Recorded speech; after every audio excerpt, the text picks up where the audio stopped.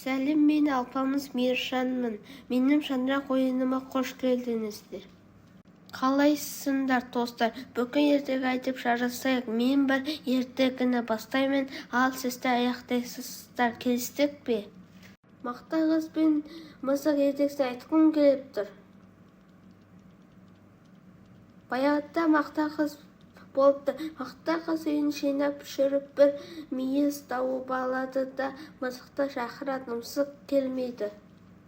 Қыз келмесең келме деп мүйізді өзі жеп қояды. Жеп болған соң мысық келіп, неге шақырдың деп сұрайды. Мақта қыз айтпайды. Сонан соң мысық, ендеше қатығыңды төгемін дейді. Мақта қыз, мен құйрығын кесіп аламын дейді. Мысық қатықты төгеді. Мақта қыз мысықтың құйрығын кесіп алады. Ал сендер бұл ертегінің соңы қалай аяқталғанын білесіңдер ме?